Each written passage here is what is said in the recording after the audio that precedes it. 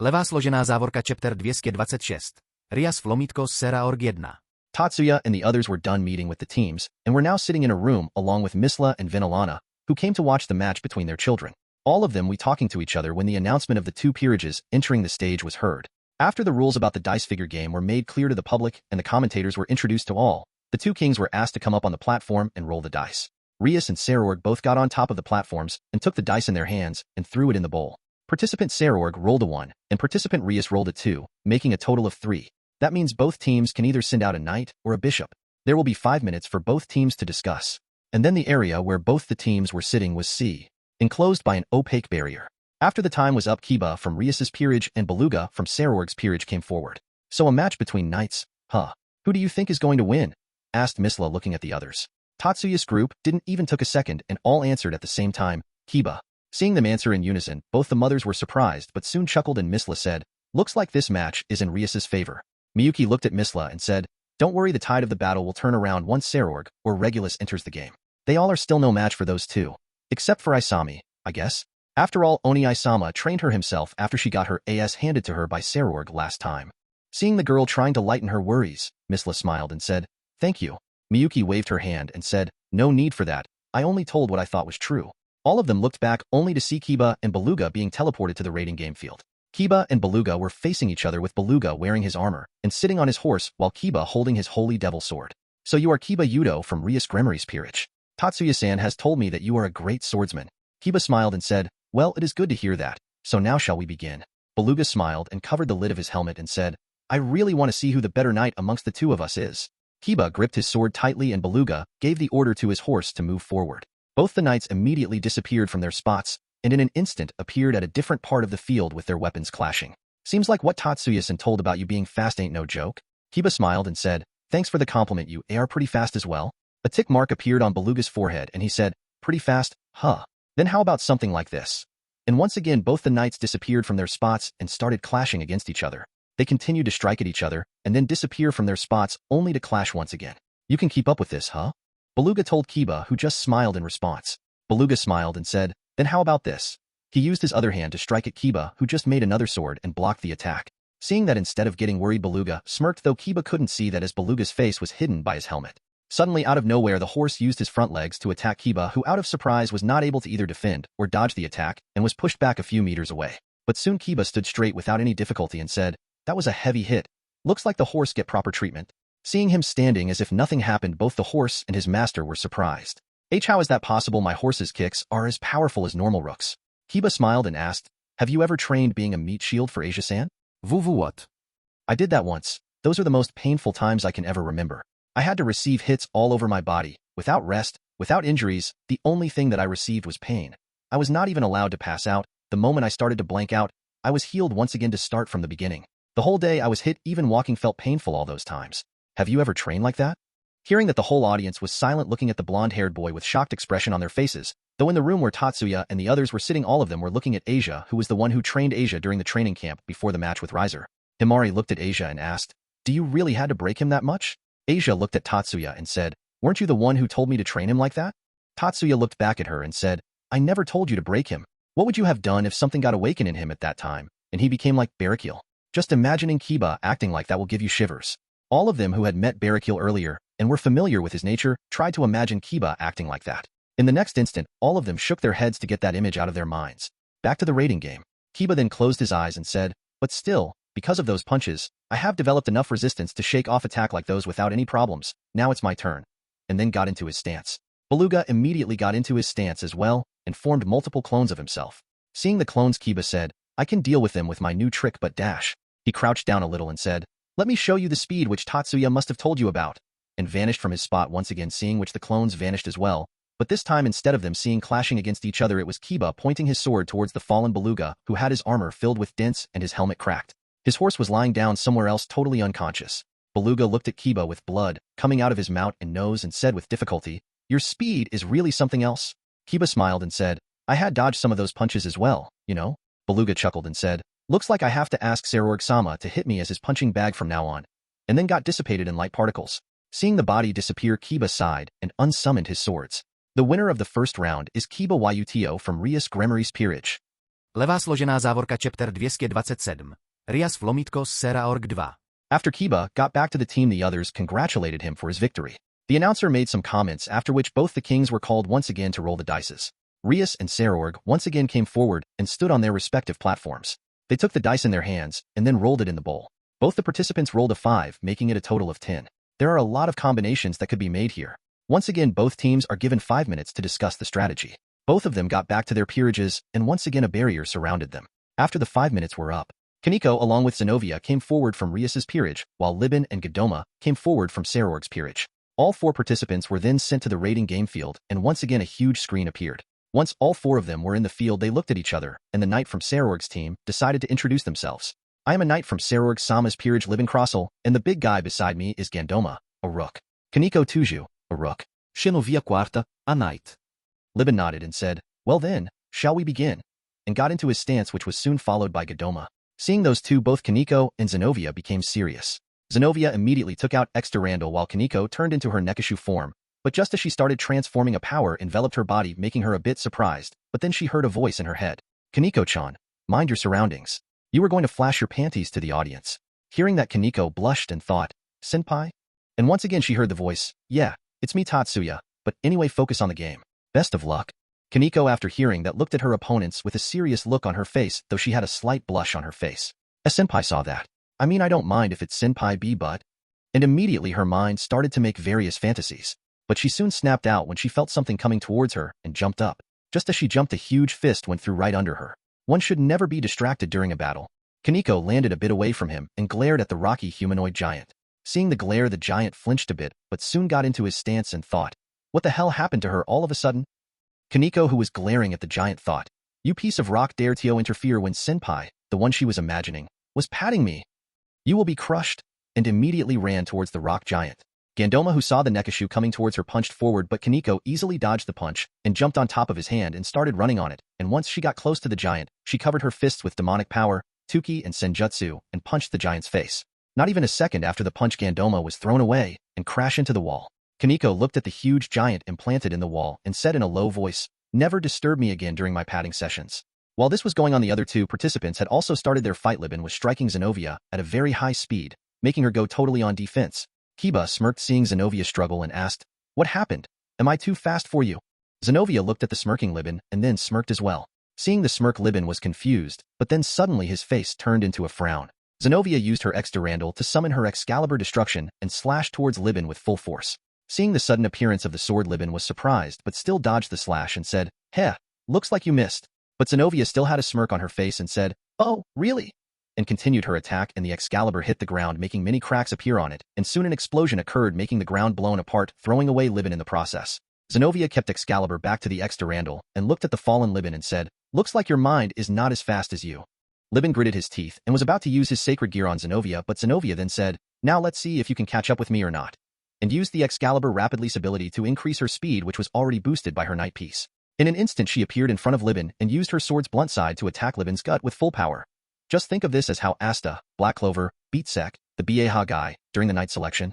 Libin's mouth opened wide with and blood came out of his mouth. He looked at Zenovia, who still had no intention of stopping her attack, and then smashed the guy along with her sword in the ground, making Libin whole unconscious with her eyes turned white. Zenovia looked at the now unconscious Libin with a confused expression on her face and thought, that was easy.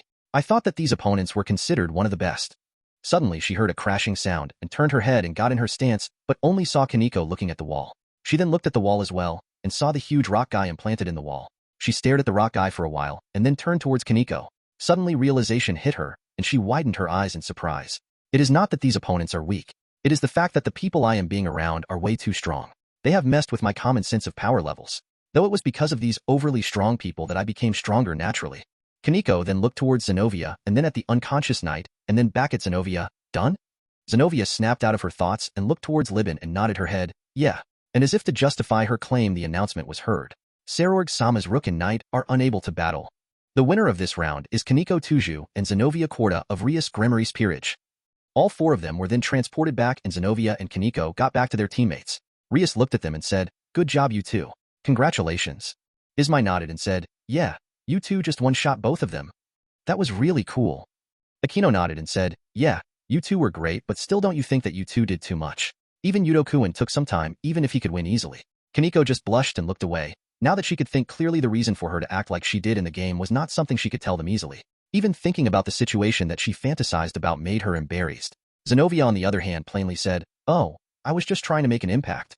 Hearing her, all of them got curious while Kaneko just sighed in relief, seeing that Zenovia brought the spotlight on herself. Rias looked at Zenovia and asked, "Impact?" Zenovia nodded and said, "A few days ago, I got some knowledge that in a pack of wolves, the one who is the strongest is able to attract the opposite sex quite easily." Huh. Wait a minute, what are you talking about?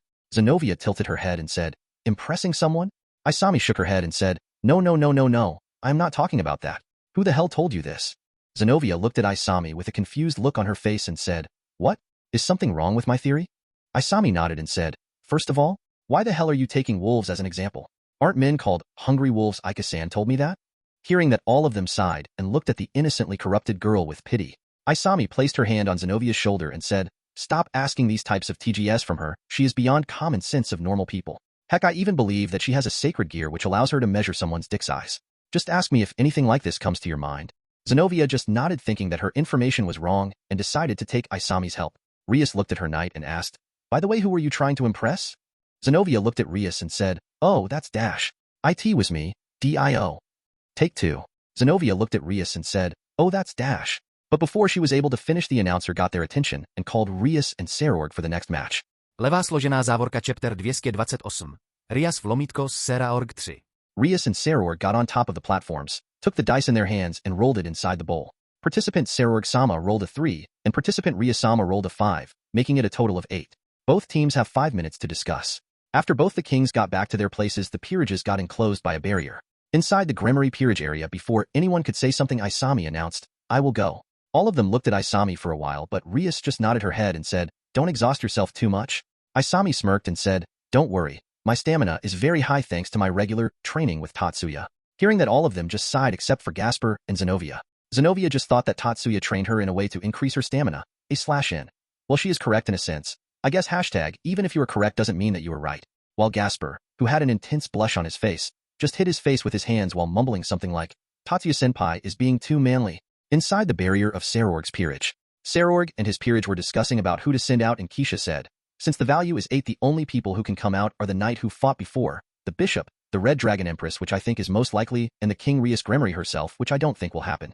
All of them nodded, and Serorg thought for a while and said, "I don't think they will send the knight, as his match was over not too long ago, and sending a bishop alone when the value is this high is not very likely, especially for a Gremory who care for their servants a lot. So the most probable answer should be the Red Dragon Empress." He then looked at his peerage and asked, "But who will go against her?" All of them remained silent for a while when suddenly a very skinny man raised his hand and said, "I wish to experience the power of the Red Dragon Empress, if you allow, Serorg-sama." Serorg looked at the man and with a smirk on his face said, "Want to check who the better dragon is, eh? Fine, but don't underestimate her. She is very strong. Not to mention she is under Tatsuya's tutelage."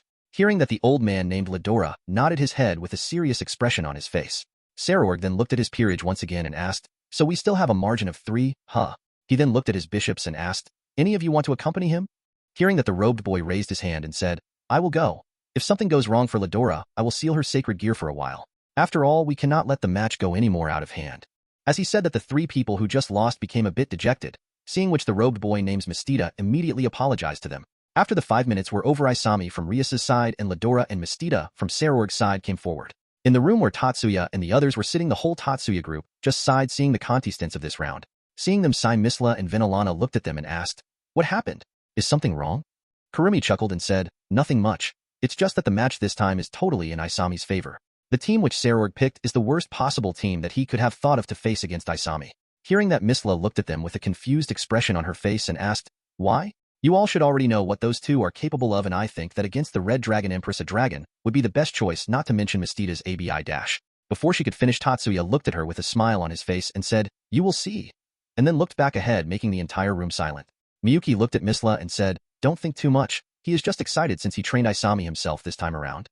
Misla just nodded and focused on the game once again with curiosity, filling her to know what Tatsuya is so confident about.